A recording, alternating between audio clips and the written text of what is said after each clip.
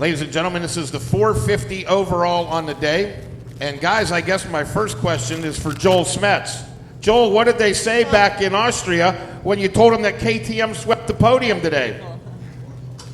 I was only kidding. I'll ask you guys, what was it like to have all the orange bikes up on the podium today? Marvin? What? All the orange, full KTM podium. Yeah, I'll just tell Jeffrey, that's awesome. And actually, I thought about it after first moto and even second moto, like all three KTM. It's pretty cool, and make me think about, back in Austria where everybody is working so hard for us. It's I'm sure Pit Buyer and everybody are really happy right now. Blake, you guys came into it, you and Marvin, very close in points for the championship. Take us through a little bit of your day today.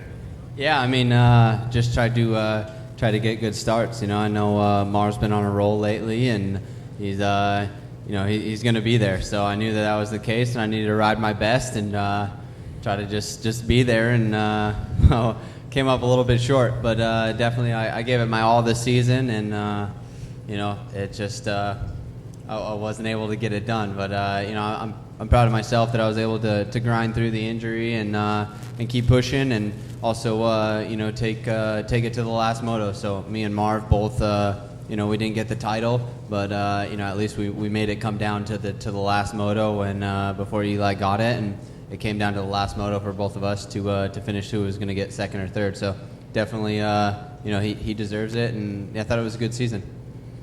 Jeffrey, how long ago did you make the decision to come here and race this event? 2 days. 2 days ago.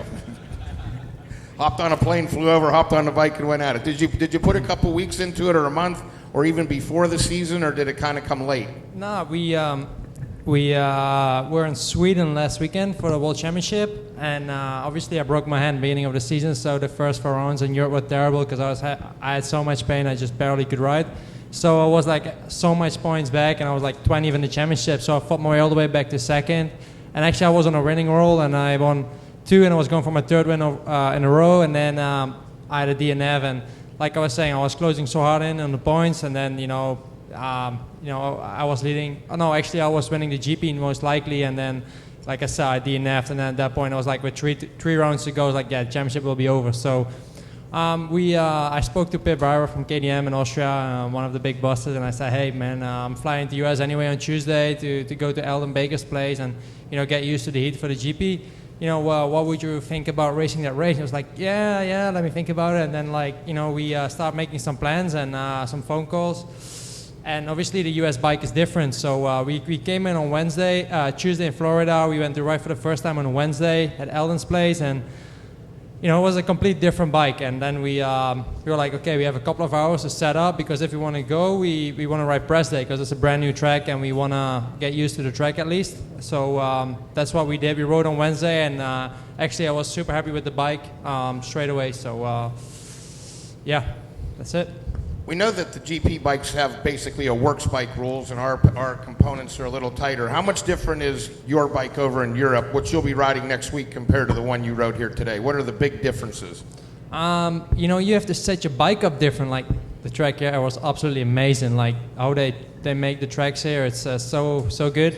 And like back home, the tracks, I mean, those guys have also been riding in Europe. The tracks are small, narrow, pretty tough to pass. So I'm not saying it's bad, but like in Europe, for example, if you crash, like I did now, second moto at the start, you're almost unable to come from last to first. I mean, the tracks just don't allow you to go that fast and have that many lines to pass. So it's just two different worlds. But I must say I like the American style. Would there be any chance that you have a goal to come over here and race? Well, not really. I mean, this was just like a one-time thing, and I have a contract for Europe for 3 more years. So I'm pretty happy at home in Europe, and I like it there. So, but still, I mean, the racing here is on a different level, maybe. I'd like to now open it up to questions. Jason Wygant, first question.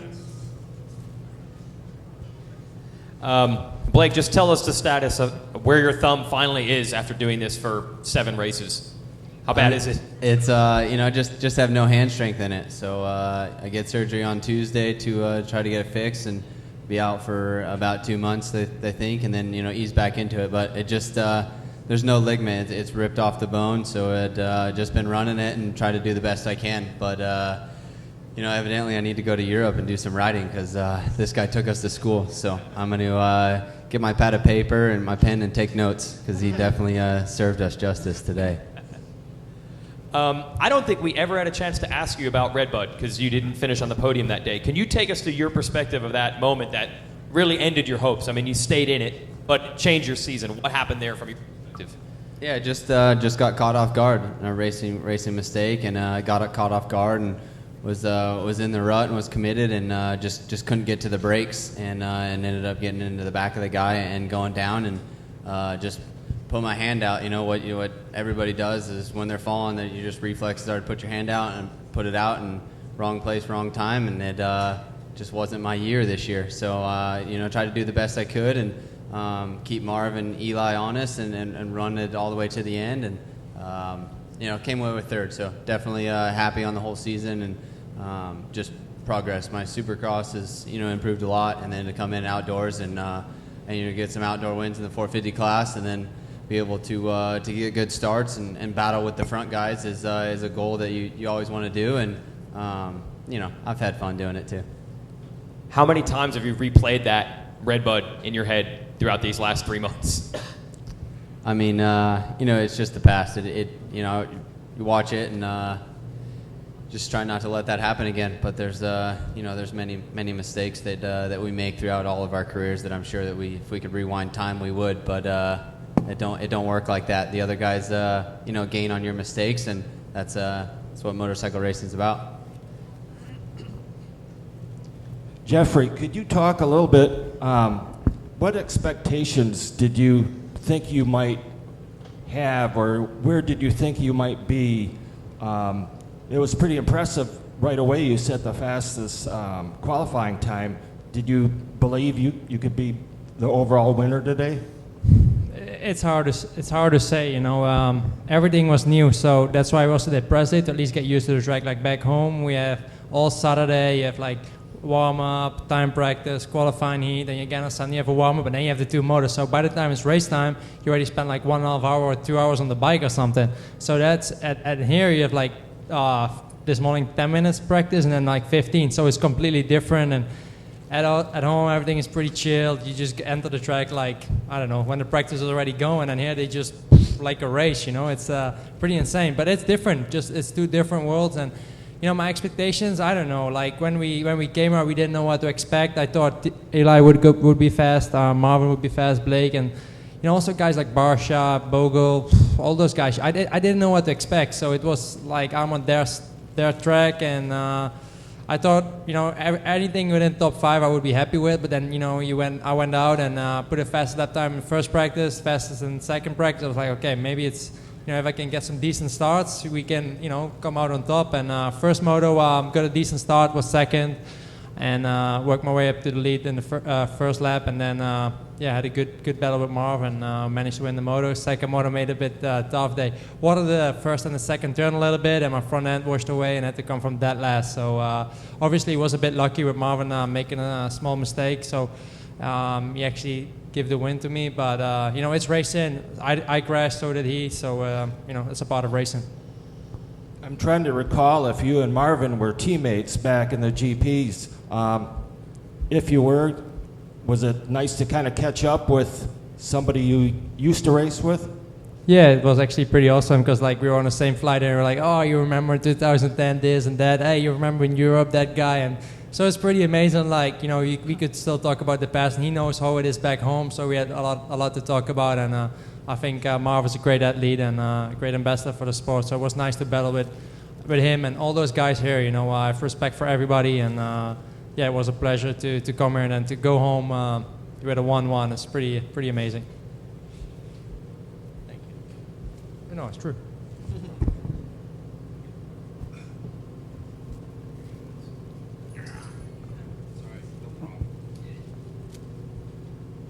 Jeffrey, in the second moto, you when you passed Eli, it was like for 9th. You kind of looked over at him and pulled a tear off. Was that just kind of like a, hey, what's up, or was there a little aggression there, or just kind of walk us through that a little bit? No, not really. But I mean, when I went there, he was like, "Oh, he's the guy to beat. He's the guy to beat." And yeah, and we were like fighting for, I don't know, like 10th spot, like you said, or 9th spot. It was like, all right, cool, let's battle. But then I know he was racing for a championship, so for sure he didn't really care if he would finish, I think, 1st or 5th or 10th. As long as he got a championship, that was enough for him, and I totally understand. So I mean, he had a little crash in the first moto when he was behind me, so I understand. But he'll be on his A game next weekend, I think. But I understand he wasn't going 100% because he had a championship to win or to lose. And Marvin, today, the last few weeks, it's kind of progressed where it seems like you hung it out more and just kind of all out went for it. Today, it seemed like you were like had some moments where you were just a sense of urgency and just all out sending it. Did you feel like a sense of panic today where you're just like, I gotta go?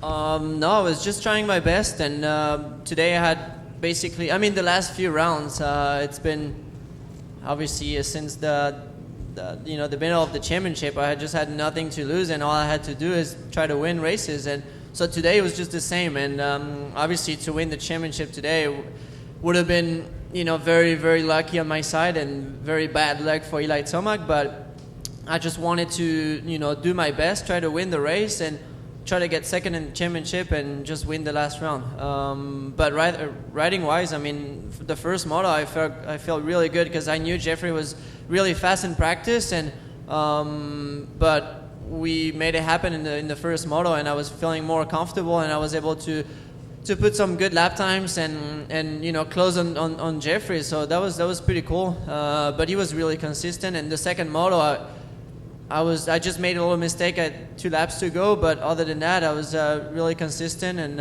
I felt great today. So I don't think I was riding over my head or anything. So it's good to see that the riding's been good.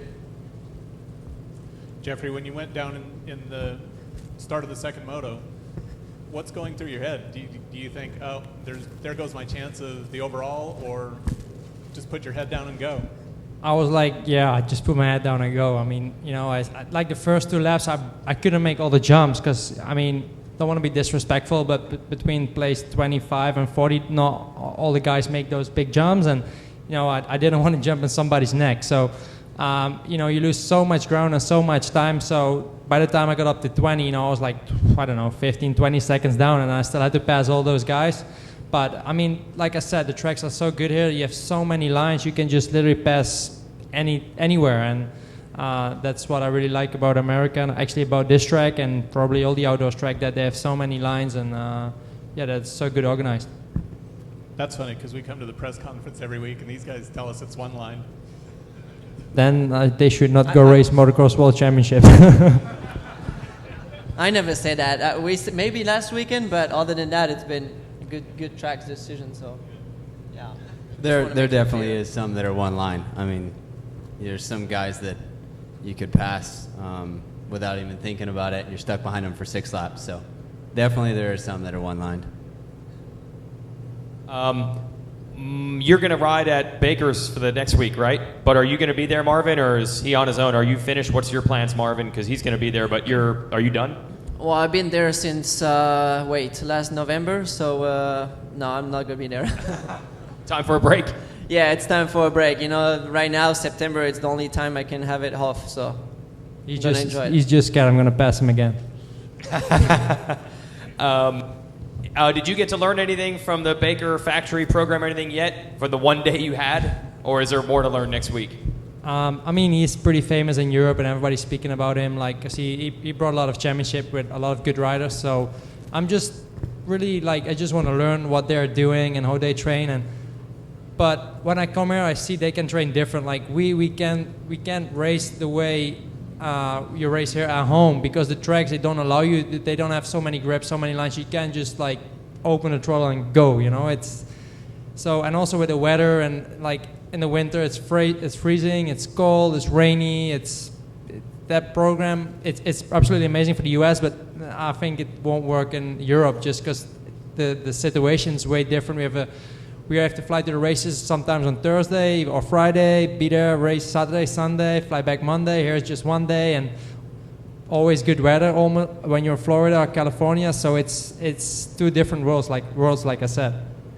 And could you guys just take me through the first moto? Because you battled for a bit. You caught up. I don't know. You ended up getting back away. Just take me through that, both of you, how that first moto turned out. No, well, just like I said, you know, in practice, I was a couple seconds down on Jeffrey, so we got better for the first moto, and it was good to see that I was not too far from Jeffrey, and you know, it's good to see that because Jeffrey is a great rider, and he's riding good on the 450, so it was just good to have him in front of me and not 30 seconds ahead of me. So I think that was good. I knew it would have been super hard to pass because he had great momentum and good lines, but I just wanted, you know, to keep him honest and be behind him. Well, for me, it's like, you know, I didn't know what to expect. I seen Marvin riding on Thursday, and he was looking good and fast. So when Eli crashed, I had like a 3-4 second lead on Marvin, and I made some mistakes, and then Marvin came really close, and at one point we were like within a second, I think. But then I managed to pull away again, and I think I maybe had some luck with the lepers. But yeah, it's good. I mean, we haven't raced each other for a long time, so it was pretty good. And also it was nice to race different guys. At home we always race the same guys, so this is everything was new, but it was pretty amazing. Next question.